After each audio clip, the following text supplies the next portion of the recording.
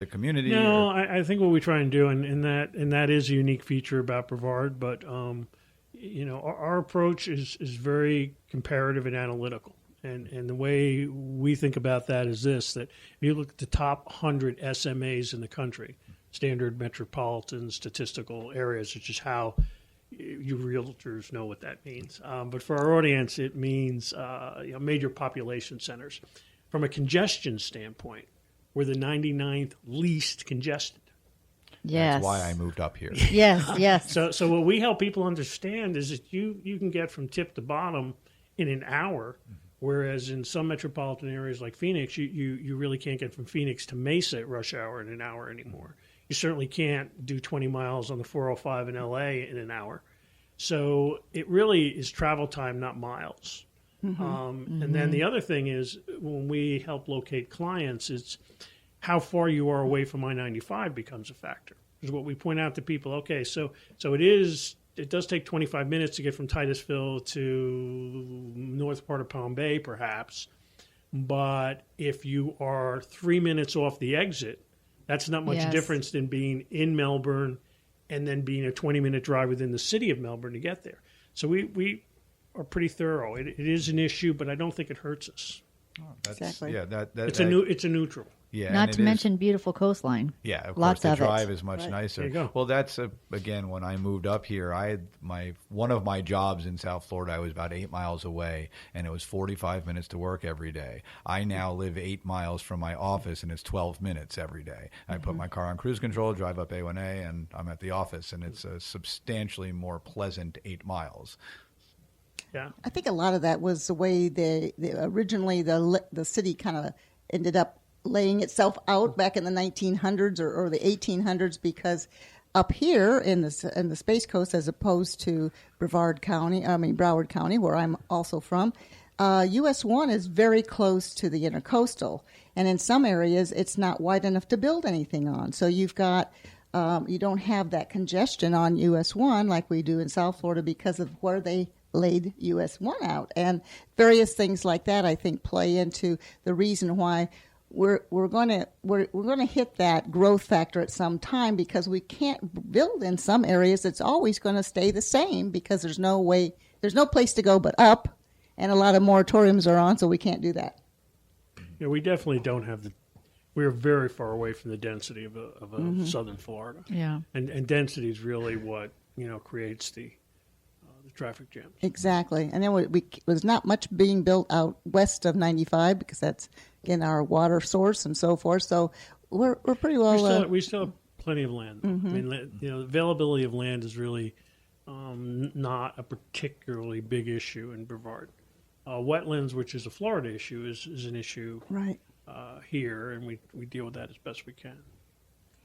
What do you see the forecast for this coming year? Can you talk about a couple things coming in, or is that all top secret? Well, all our projects tend to be confidential, which not because we choose it that way. The clients insist on it. Right. Yeah. In general terms, I think we have a lot more good projects ahead of us. I mean, there's some things that are negative happening in the state. The legislature did not fund the governor's closing fund.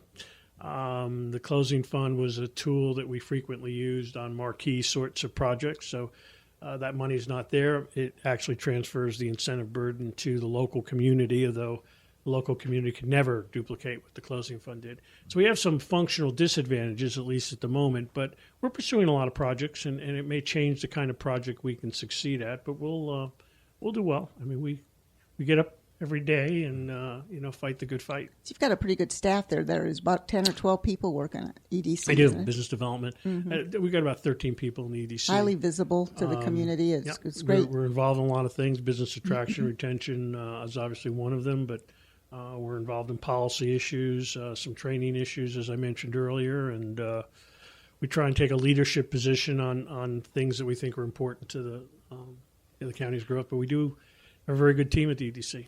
I understand from our off-air talks that it is not a political subdivision, but rather a private entity. However, are there public meetings or public events or things where people can communicate with the EDC? We are very involved with the community. We have an annual meeting. We also have should know these all by heart, but I think we have at least 4 quarterly meetings and a couple of investor updates. We have one coming up on January 19th, which is kind of a new format for us. We're going to hold it at the Main Street Pub, which we normally don't do. But part of it is we're hosting it with the 321 Millennial Group, and the focus of this particular meeting is talent attraction. How do we make the community more attractive to others who to fill some of these positions that we're creating? So, there's lots of opportunities for interaction. We have a very supportive business community. They attend many of our meetings. We get upwards of 300 for the annual meeting, usually 175 to 225 for board meetings and other things. It's important. We're private, but we are accountable, and we have a contract with the county. We have private investment from large and small companies, and they want to know that their money is being well spent. Well, you brought up something very interesting to me. I have a son who's in the University of Florida right now, and one of the things I think about is what would it take to get him to come back to the Melbourne area versus maybe going elsewhere. Does the EDC, it sounds like you're working maybe with some other organizations to attract youth and talent to the area? I mean, talent attraction is a long-term project, and lots of communities address it.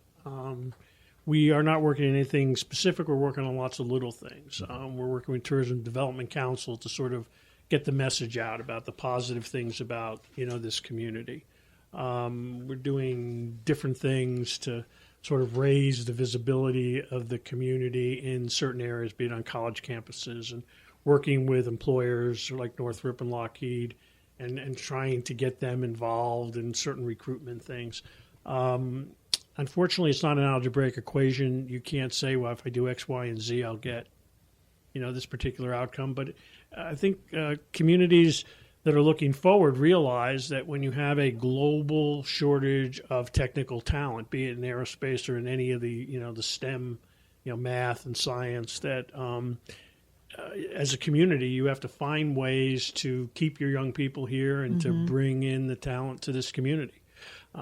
One of the byproducts, one of the good things, some of the employers now feel like, oh, geez, you've got bringing in so many people, we're fighting over the same people. It's not 100% true. What is true is this, that we've had such success in bringing so many Highline projects here, that if you're in graduate school in Oklahoma and you're thinking about where best to implement my career, increasingly Brevard County is getting on that list of places you want to look at, because you have choices here. You have Northrop, you have Lockheed, you have Rockwell, you have, I'll get people mad by not mentioning everybody, but the list has gotten that long. And that's a key for an area to succeed. It's a very important accomplishment. They can make their roots here and grow and have options. I mean, just put yourself in that position. If you come out of graduate school, do you want to move to Des Moines, where your only employment opportunity, may be, however good a company it may be, but if you don't make it with XYZ technical company, then you have to leave. So people want to start families, they want to be connected to communities, they want to know that there are career paths that are not multimodal, but multi-directional anyway. It just, again, I'm thinking as you're talking, and how does, if at all, the Patrick Air Force Base play into anything? Well, Patrick makes an important economic contribution to the community. I mean, it employs people who spend money in the community, like any other significant employer. In years gone by, before my time, the EDC was instrumental in helping Patrick Air Force Base avoid what they call a BRAC, which is a base realignment, which is basically a government word for we want to close that base. So we fought really hard to keep them vibrant. They're not necessarily a big factor in the day-to-day operations of what they do, but they do make a big impact on the community. They also play an important role in managing the range and space and other things. So they're really important. You've been listening to Gregory Weiner, who is the Senior Director of Business Development with the Economic Development Commission here in Florida's Space Coast. Also, Carolyn Wolf with Certified Mortgage Planners, who has brought this show to you today. And Jonathan Lack with Lack & Lack Chartered, a Waterview Realty, Waterview Title. And we started off our interview and we never answered the question, what is Quintamodal? Or Quintamodal, or how do you spell that? Quintamodal. Quintamodal. It's quintamodal means, as Jonathan indicated, it's most communities have roadway access, and many communities have rail. Most, in fact, have rail. Some have water access, which we have, and of course, relatively few have space access, and we probably have the most abundant space access of any community. So that's what quintamodal means. It means those are the only 4 possible, as far as I know, forms of unless we go into another dimension. Right. Which is, So should we change our county that way? What's that? Where does air transportation Actually, air come into transport. that? Well, I don't know if that figures in the equation. Air transportation is not in that equation, but air and that it would be whatever comes after quintal. So that is cinta, whatever. Yeah. was Quint is But fine? when you talk about it in economic development terms, you are really talking about the ones that we mentioned. Right, yeah. In other words, that's people Air- can come in through the port, is, go out on the rail, and shoot up into space. Almost every community has air. Well, I can say as a resident here, I have noticed the growth in just day-to-day restaurants, places to go, places to shop. It's nice to see you can see it and feel it, that we are starting to really bloom again.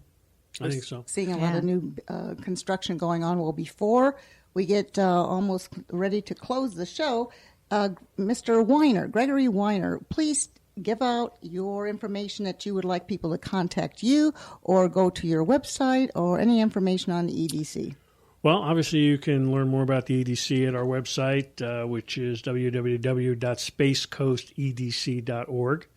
Our office phone number is 321-638-2000. Feel free to call me if I'm not the right person. I have a capable staff, and we'll direct you in the right place. If they go to the website, they can go on to the staff and see who is in charge of what. They can see there's also a little button on there which says "Tell us about your project." So if you're considering an expansion or coming to the area, you can provide some information, but you can certainly always pick up the phone and call or send an email from the website. Okay, and Carolyn Wolf with Certified Mortgage Planners, tell us how to get a hold of you and what they can do to maybe help get themselves ready and willing and able to get a new mortgage perhaps in the new year, new mortgage. All right. It's Carolyn Wolf, and my license number is 268-538.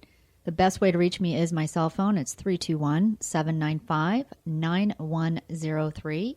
Or you can always shoot me an email at carolyn@floridalendingpro.com. And the best advice I can give anybody is just give me a call or send me an email.